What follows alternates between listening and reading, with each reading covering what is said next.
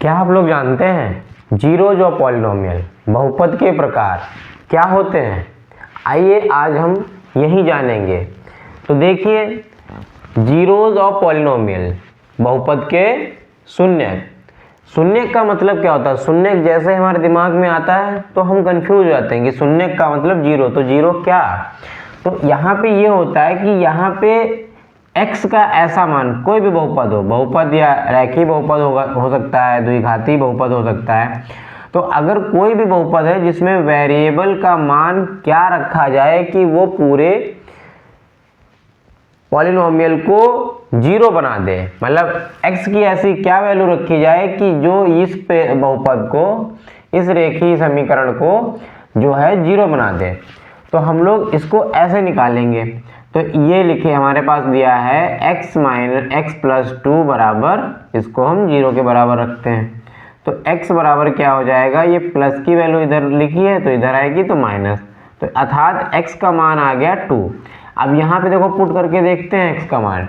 x का मान, ये हमारे पास बहुपद था x प्लस टू, तो x का मान आया 2 और प्लस का 2, प्लस माइनस माइनस, मतलब 2 से 2 गया तो क्या आएगा, 0।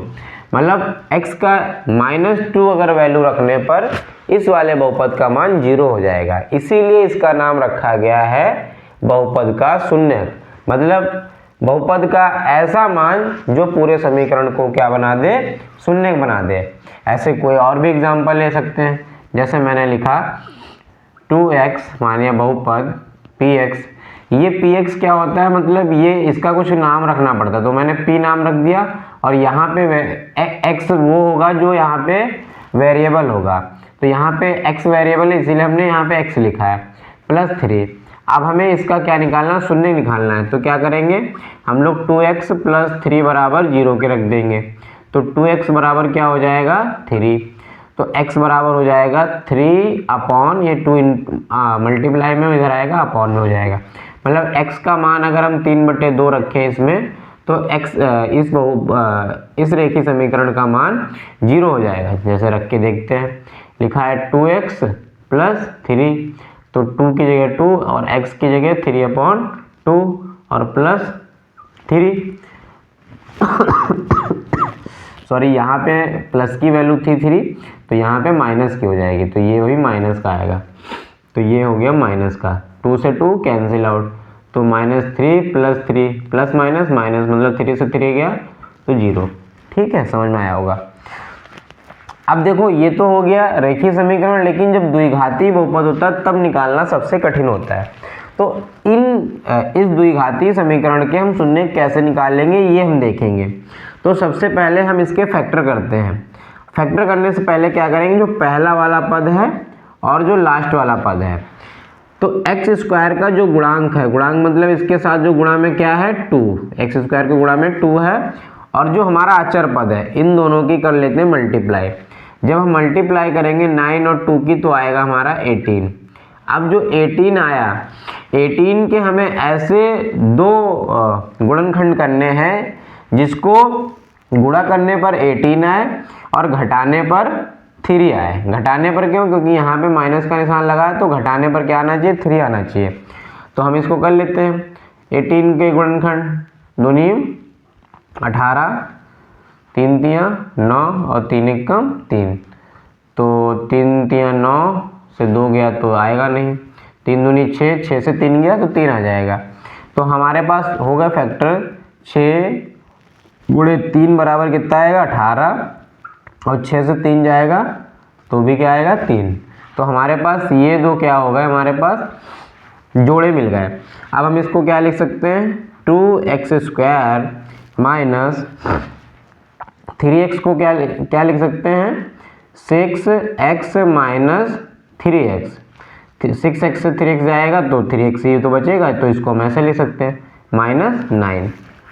अब हम इसको खोलेंगे तो 2x² अंदर माइनस की मल्टीप्लाई हो जाएगी, यहाँ पे प्लस होगा, माइनस प्लस माइनस, तो -6x और minus minus plus plus 3x -9। अब देखो इसमें और इसमें हम लोग कॉमन ले लेंगे। तो देखो यहाँ पर 2 यहाँ पर भी है और 2 यहाँ पर, जैसे 6 को हम 2 × 6 भी तो लिख सकते हैं, और x यहाँ पर भी है यहाँ पर भी, तो हम 2x कॉमन ले लेंगे तो अंदर क्या बचेगा, 1x बचेगा, माइनस 2 तो चला गया तो 3 बचेगा, ये बच गया। अब अंदर बाहर क्या है, इस वाले में देखेंगे, देखो 9 को हम 3 गुणे 3 लिख सकते हैं, तो 3 हमने प्लस का कॉमन ले लिया, तो अंदर क्या बचेगा, x माइनस 3, 1 चला गया 3। अब पूरे में क्या हमारे पास कॉमन है, x माइनस 3 और x माइनस 3, तो x माइनस 3 और दूसरे ब्रैकेट में क्या बचेगा, 2x प्लस 3।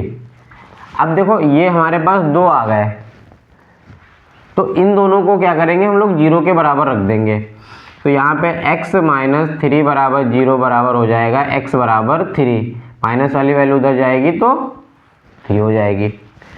यहाँ पे लिखा है 2x प्लस 3 बराबर 0, तो 2x बराबर क्या हो जाएगा, माइनस 3, और x बराबर माइनस 3/2। तो x के हमारे यहाँ पे 2 मान आ गए। जब भी द्विघात समीकरण होता है तो x के 2 मान आते हैं, मतलब 0 2 आते हैं। रेखीय समीकरण होता है तो 0 का मान 1 आता है, मतलब 1 आएगा, और त्रिघातीय समीकरण होगा तो शून्य हमारे 3 आएंगे। तो ये भी क्वेश्चन सीधे सीधे पूछा जाता है कि बताइए इस समीकरण में कितने शून्य होंगे। तो जब कभी भी घात 2 वाला दिखे तो 2 शून्य होंगे, सिंगल घात वाला जैसे ये वेरिएबल की पावर क्या है 1, तो 0 कितने आएंगे, 1 आएंगे, और अगर त्रिघात समीकरण दिखेगा तो हमारे 0 आएंगे 3। तो आज हमने सीखा कि शून्य क्या होता है। शून्य वो होता है x का ऐसा मान जो पूरे समीकरण को 0 कर दे। फिर हमने देखा कि रैखिक समीकरण और द्विघातीय समीकरण के 0 कैसे निकालते हैं। तो रैखिक समीकरण में 0 1 निकलता है, और द्विघातीय समीकरण में 0 की संख्या 2 होती है। और हमने जाना त्रिघातीय समीकरण में 0 की संख्या 3 होगी। आई होप आपको ये वीडियो समझ में आया होगा। मिलते हैं अगले वीडियो में, तब तक के लिए धन्यवाद।